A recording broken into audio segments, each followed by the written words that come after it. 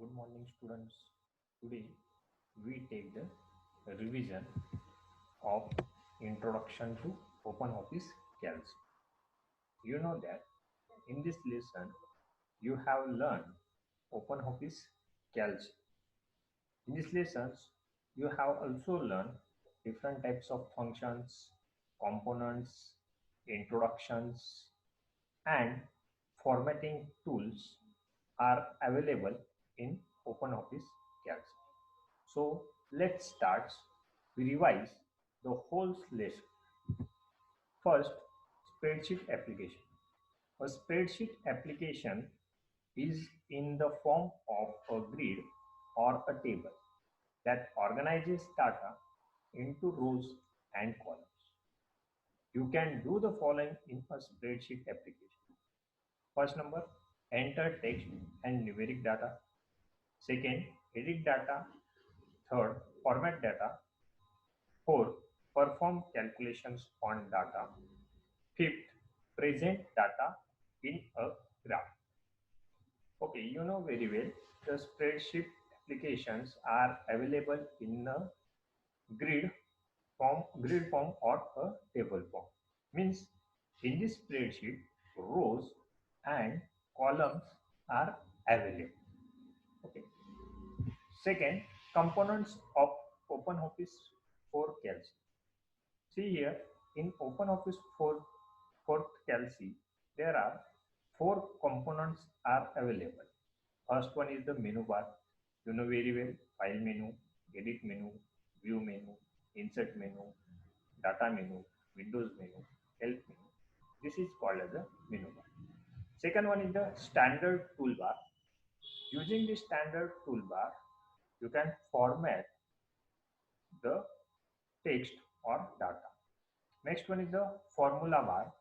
Using this formula bar, we assign the formula to our worksheet. Next one is the formatting bar. Using the formatting bar, we change the font size, bold, italic, underline. This is the components of a OpenOffice. Next, workbook and worksheet. What is the workbook and what is the worksheet? When you start OpenOffice Calc, the file that opens is called a workbook. Means whenever you start the OpenOffice, the first window of the OpenOffice is called a workbook. By default, the name of the first workbook is Untitled 1. See here you can see the Untitled 1 is the workbook name. This is the by default. Next one is the worksheet. What is the worksheet? A workbook contains many worksheets. See in second diagram, sheet number 1, sheet number 2. This is called as the worksheet. That all worksheets contain in a one workbook. Columns and rows. See here in this diagram, 1, 2, 3, 4. This is your rows. A, B, C, D. This is your columns, and C2 is your cell. So let's learn what is the column. A worksheet contains columns, rows, and cells. Columns are arranged vertically. The column's header identifies each column. The first 26 column heading are A through Z, and the next 26 column headings are AA through AZ. Here, the column is arranged vertically. The columns identifies alphabets. For example, first 26 columns starting from starting from A to Z, and after 26 means 27 to onwards AA, AB, AC. In that way, Z, Z. What is the rows? Rows are arranged horizontally. A row's number identifies each column. A cell is the fundamental element of a worksheet. The intersections of a column and row forms a cell. See here, the rows are arranged horizontally. The rows identifies in a number, means 1, 2, 3, 4, 5. Okay. Then next point is a cell. What is the cell? Cell means it is the intersections between of row and column.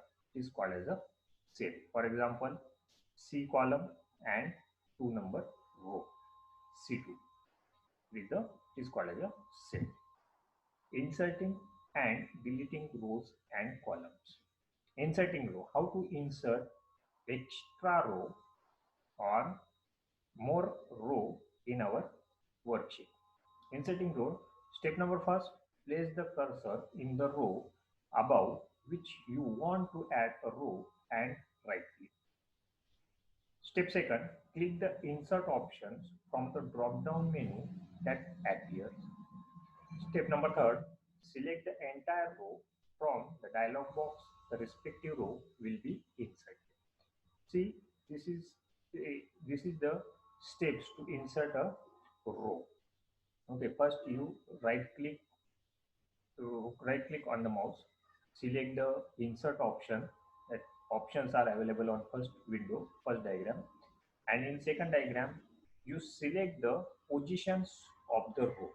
Okay, means entire row, left shift cells down, shift cells right, entire columns. In this way, first you select the position and then click on a OK button.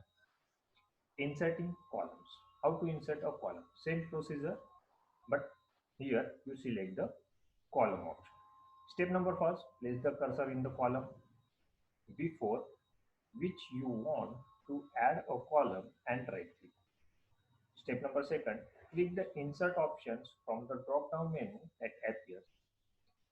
Step number third, select the entire column from the dialog box. The respective column will be inserted. Next point is deleting rows and columns. Suppose if you want to delete the row and columns, that time which steps do you follow? Step number first, place the cursor in any cell in the row or column that you want to remove and then right. Step number second, click the delete options from the drop down menu that appears.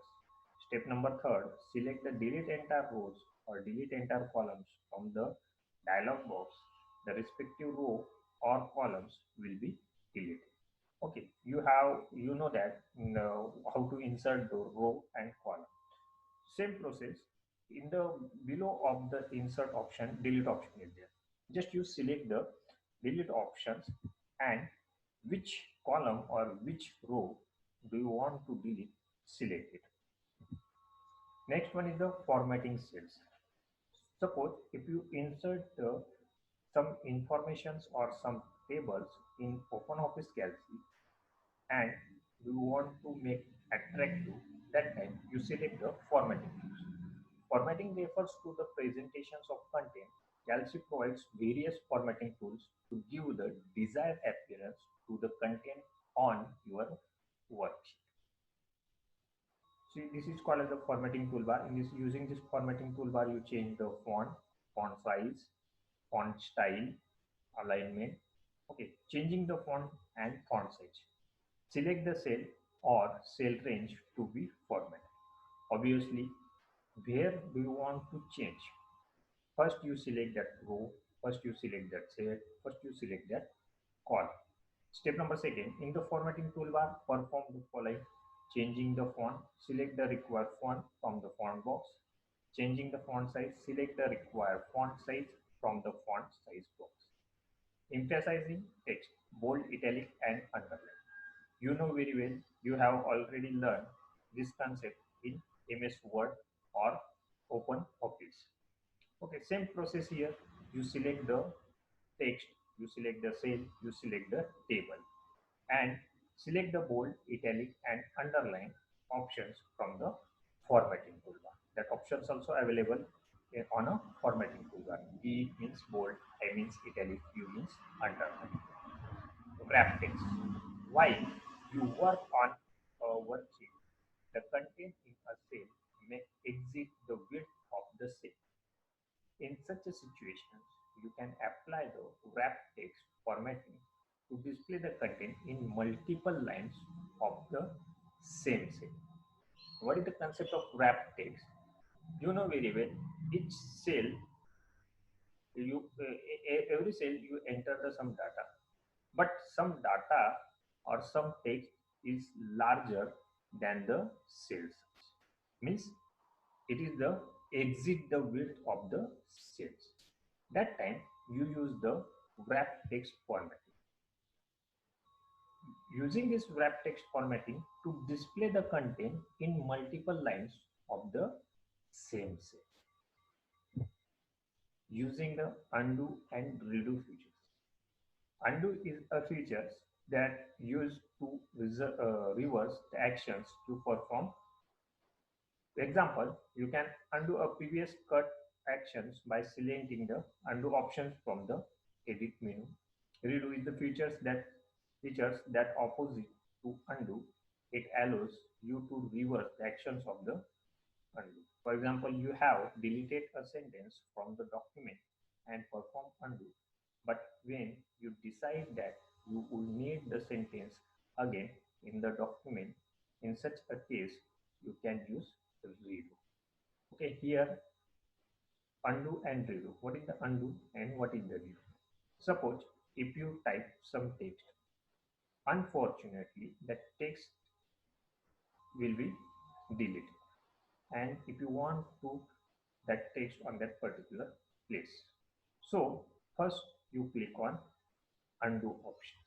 Means whatever you have deleted in last moment, that all data, that all informations you can store on previous previous places. This is the process of undo. And what is the redo? Means if you want to cancel the last actions, okay, means it allows you to reverse the actions of undo.